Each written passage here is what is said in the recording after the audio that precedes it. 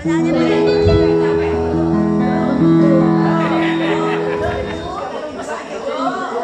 duduk. Selanjutnya untuk pengantar sesi kedua ya doa.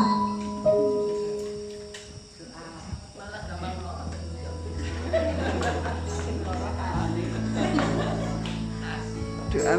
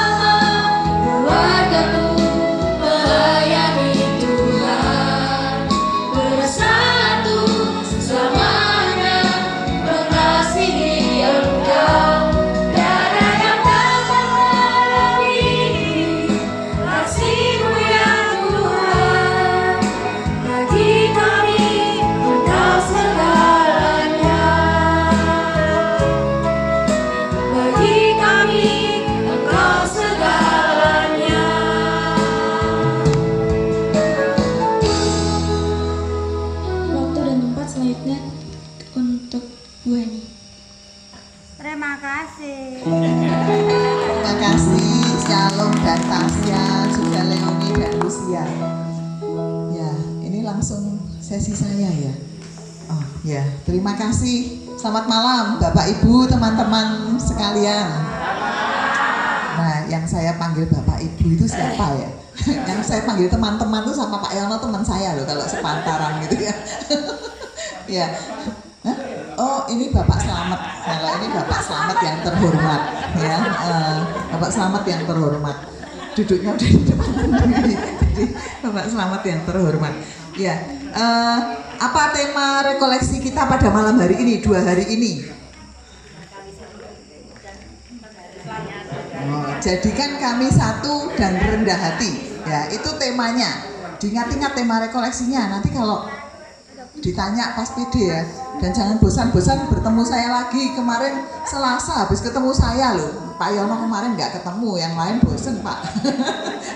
Ya. Jangan bosan-bosan ketemu saya, habis Selasa ketemu, ini Sabtu ketemu lagi ya. Tema rekoleksi kita pada 2 hari ini, mulai tanggal 11, 12 sampai besok pagi adalah jadikan kami satu dan rendah hati selalu.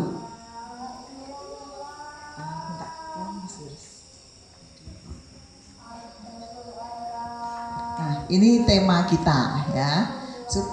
Kenapa toh diadakan rekoleksi seperti ini?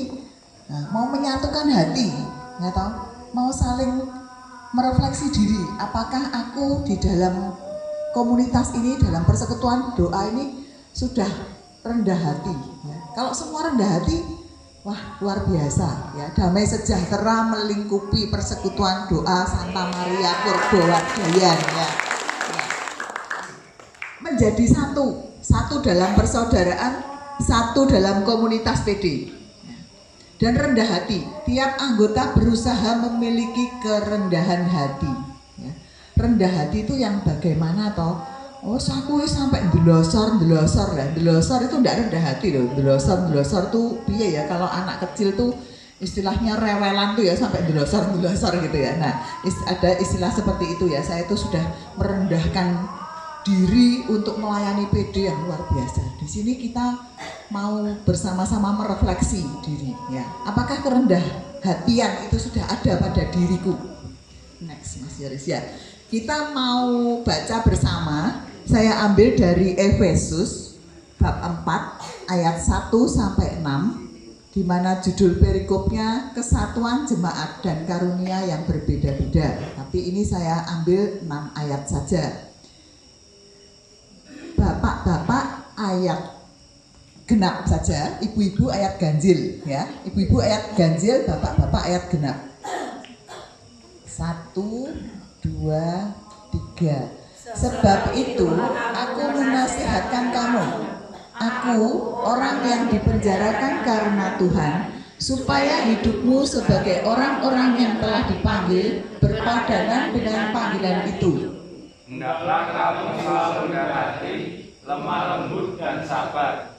Tunjukkanlah kasihmu dalam hal saling membantu. Dan berusaha memelihara kesatuan roh oleh ikatan damai sejahtera. Satu tubuh dan satu roh. Sebagaimana kamu telah dipanggil kepada satu pengharapan yang terkadang dalam panggilan. Satu Tuhan, satu iman, satu baptisan. Satu Allah dan Bapa dari semua, Allah yang di atas semua dan oleh semua dan di dalam semua. Demikianlah sabda Tuhan. Syukur kepada Allah. Ya, kita mau belajar bersama ya. Apa yang dikatakan oleh Rasul Paulus kepada umat di Efesus ya. Sebab itu aku menasihatkan kamu. Aku, Paulus ya di situ ya. Paulus, orang yang dipenjarakan karena Tuhan, supaya hidupmu sebagai orang-orang yang telah dipanggil berpadanan dengan panggilan itu. Ya. Di sini ada kata berpadanan. Berpadanan itu apa toh? Ya, dari kata sepadan. Sepadan itu artinya imbang, cocok, gitu. Mbak Maria dengan Pak Yono tuh cocok enggak? Nah, cocok. Pak Ishak dengan Bu Ishak cocok. Bu Uti dengan Pak Edi cocok sekali, ya toh. Kecocokan atau kesesuaian atau kesatuan itu artinya sepadan. Ya, di Kejadian juga ada penolong yang sepadan dengan dia. Ya, di situ dikatakan juga ada kata sepadan. Sepadan itu yang cocok, sesuai, ada kesatuan. Keluarga dibangun atas dasar kecocokan atau kesesuaian atau kesatuan antara suami istri. Ya. Tapi apakah Pak Yono dengan Mbak Maria itu cocok? Cocok. Cocok ya? Cocok ya?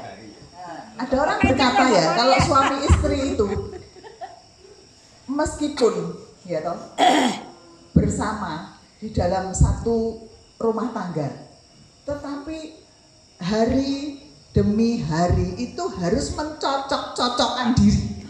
Tidak ada cocok itu, enggak ada. Ya, sampai kapanpun berusaha memahami satu dengan yang lainnya. Ya, bukan berarti wah aku cocok banget wes. Sama misalnya sama Bu Kristin, saya sama Bu Kristin itu cocok sekali. Itu enggak ada, ya.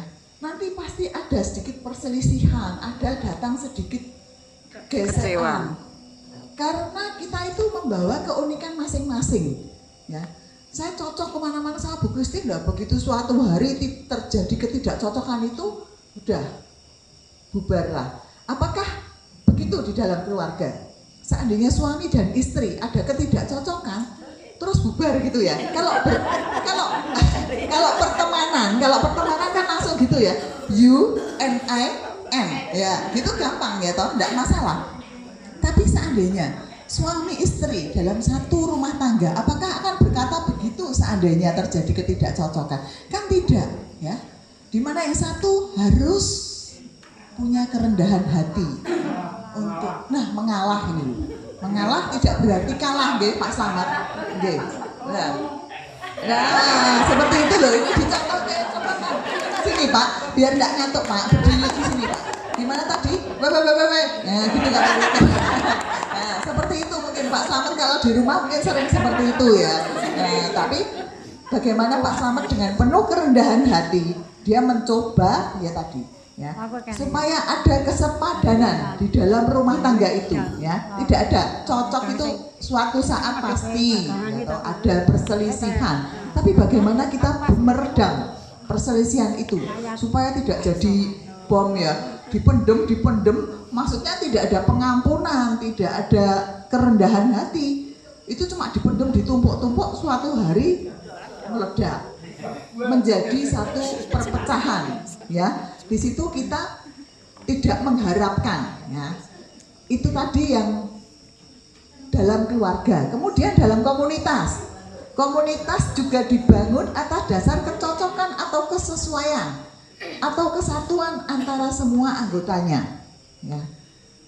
Coba Bu Meni. Nah, Bu Meni cocok di persekutuan doa ini.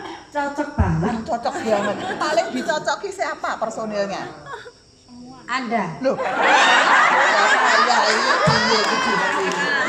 Matur nuwun nggih Bu Meni. Ya, Bu Ike. Cocok enggak di dalam satu tim? Cocok. Siapa paling dicocoki? Semua cocok. Ada yang nggak cocok, nggak seneng, tapi itu malah unik gayanya. Tetap ada ketidakcocokan ya dengan, wah aku kok rasa seneng ya mbak sikapnya itu, aku kok enggak senang dengan caranya dia, ya toh. Tetapi dengan penuh kerendahan hati kita tetap mau berkumpul, kita tetap mau berkomunitas, ya, karena kita merasa di PD Purbo ini sungguh membangun iman kita semua ya. Kalau PD itu sungguh membangun iman ya, jadi rutinitas ke gereja pasti setiap minggu. Tapi kadang banyak juga orang yang, wah Katolik itu ke gereja terus tidak ada apa-apanya gitu loh. Tapi bagaimana kita dibangun iman kita di dalam keluarga PD Purbowardayan ini. Ya. Next series. Ya, kemudian ayat selanjutnya. Ya, Paulus menuliskan, hendaklah kamu selalu rendah hati, lemah lembut dan sabar. Tunjukkanlah kasihmu dalam hal saling membantu, ya, saling membantu. Kasihmu dalam hal saling membantu, enggak diband-bandke ya toh. Sifat yang mendasari kesatuan kita dalam komunitas. Rendah hati itu artinya apa? Sudah saya tuliskan. Tidak sombong. Lawannya tinggi hati. Rendah hati tadi itu bukan sabar loh Pak, sabar ada sendiri. Nah, piye jal. Nah, saudaranya katanya betul kalau saudaranya. Jadi kemampuan seseorang dalam hal harta, jabatan, kepandaian dan lain-lain itu membuat dia berpotensi membuat seseorang menjadi sombong, ya. Kalau kan ada dia sombong, ya enggak apa-apa, ada yang disombongkan kok, ya toh. Maksudnya kan dengan kata-kata seperti itu tuh sebenarnya kita juga ngenyak yang lain, ya toh, enggak boleh, ya toh. Sebenarnya kita tidak boleh sombong. Kenapa kok dia sombong? Wong ada yang disombongkan, sekarang dia punya jabatan, sekarang dia wah sebagai orang penting misalnya ya di dalam satu partai orang penting, nggak apa-apa jadi orang sombong. Sebenarnya itu bukan ajaran Kristus ya, bukan ajaran Kristus meskipun banyak orang dunia ini melakukan hal tersebut ya. Jadi kepandaian, harta dan jabatan, hati-hati itu membuat potensi kita bisa menjadi sombong. Kemudian lemah lembut itu apa? Dapat menerima keterbatasan dan kesulitan tanpa melampiaskan rasa jengkel. Ini sulit loh lemah lembut itu. Lemah lembut itu menerima keterbatasan dan kesulitan tanpa melampiaskan rasa jengkel. Nah, raiso, Mbak Maria langsung raiso, pokoknya raiso titik. Gitu ya. Lemah lembut tadi saudaranya sabar ya Pak Slamet. Sabar itu apa Pak Slamet? Coba Pak Slamet. Sabar itu apa? Kalau menurut itu aja, jangan ngarang sendiri. Ngarang dewi itu juga ada. Pak Slamet. Kemampuan. Kemampuan mengendalikan diri. Ya, kemampuan untuk mengendalikan diri. Itu sabar, ya. Orang sabar dan lemah lembut itu mirip-mirip ya, jadi satu. Nah, bagaimana saya akan bercerita di dalam kelompok kur, ya. Kelompok kur saya kan itu dari berbagai PD ya, sudah berjalan bertahun-tahun, sempat vakum karena pandemi. Nah, salah satu anggota itu punya sakit lalen yang luar biasa, ya toh. Jadi misalnya wancine latihan Rebo jam 6:30 gitu ya.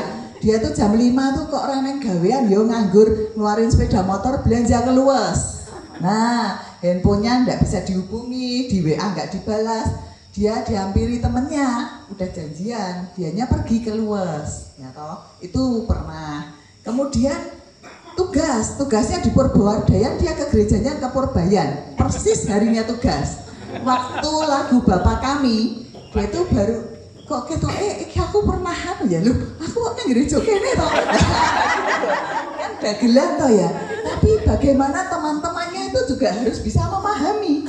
Dia itu dimarahi terus sama teman-temannya. Dia juga udah bilang, saya sudah berusaha minum ginkgo biloba biar kepikunan saya berkurang. Teman-temanmu tuh juga berusaha minum obat tensi, ya kan? Teman-temannya berusaha minum obat tensi biar memaklumi dia. Bagaimana dia itu begitu pelupal. Dia manggil pembicara dari Jakarta, itu dia koordinatornya pada saat itu. Terus diajak makan kan sama timnya. Itu pembicaranya ditanya kok, ada keperluan apa datang ke Solo? Ya, itulah kebangetan toh. Waktu makan siang tuh ditanya seperti itu, ada keperluan apa datang ke Solo? Lah, maraknya nyamuk toh. Itu kebangetan gitu loh.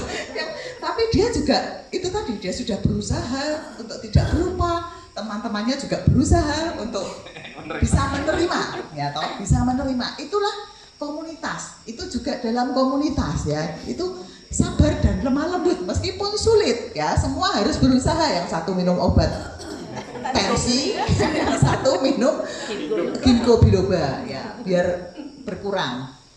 Tetapi dalam semuanya itu pengikatnya adalah kasih.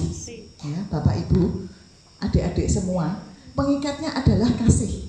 Banyak ketidakcocokan di sana sini, banyak perbedaan, tetapi kalau kasih Tuhan, ya, kasih itu apa? Nah, mari kita baca bersama-sama. Kasih itu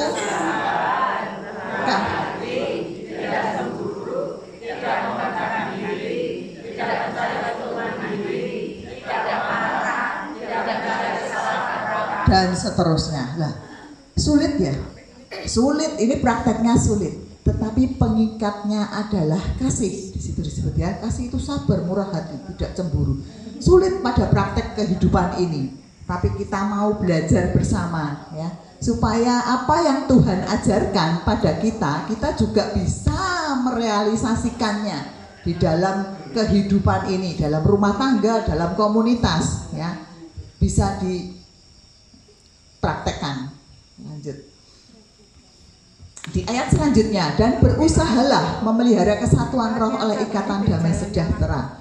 Satu tubuh, satu roh, sebagaimana kamu telah dipanggil kepada satu pengharapan yang terkandung dalam panggilanmu. Satu Tuhan, satu iman, satu baptisan, satu Allah dan Bapa dari semua. Allah yang di atas semua dan oleh semua dan di dalam semua. Jadi kesatuan itu harus diusahakan dan berusahalah. Ya, di ayat itu ditulis dan berusahalah, bukan alah ra cocok ya wis. Alah mutung ya wis ben rapopo ra ning daerah masalah. Jangan seperti itu ya. Kita harus berusaha dan berusahalah memelihara kesatuan itu. Ya, kita disuruh berusaha terus ya, bagaimana ya toh? Kita merendahkan diri, oh, ketoke ndek ini aku rodok nglarani Pak Slamet ya toh. Kok Pak Slamet terus bagaimana gitu loh sikapnya sama saya. Ya. Ada perbedaan. Ada waktu PD kemarin dia saya suruh duduk geser tempat saya tuh dia senang sekali loh. Lah, kok yang ini ki tak karepke gitu loh. Nah, langsung duduk sebelah saya. Nah, tapi kok tiba-tiba Pak Slamet bagaimana dengan saya? Nah, kita harus berusaha. Ya, kenapa Pak Slamet? Saya minta maaf kalau saya mungkin sudah melukai atau tindakan saya juga sudah melukai Pak Slamet, menyinggung. Oh, nah itu kendala. Biasanya gengsi katanya. Oh, gitu loh, katanya ben rasa ben gitu loh Pak Slamet itu. Pak Slamet tampaknya ingin ini loh di depan sama saya. Gimana Pak? Begini Mbak, kalau saya itu kesaksian ini benar-benar kejadian. Gara-gara memang kesatuan satu iman. Memang kalau kita nikmati sama-sama satu iman itu ya sama tahu. Tapi ternyata apa yang dikatakan Mbak ini itu tidak tepat dengan keluarga saya dan tetangga saya. Saudara, bahkan bukan tetangga, saudara. Ada gara-gara apa yang bagi mereka menyalahkan saya. Tapi demi saya kebenaran. Nah itu akhirnya bisa berdot. Nggak mau yang satu mau apa yang usaha itu nggak mau sampai sekali. Diam. Saya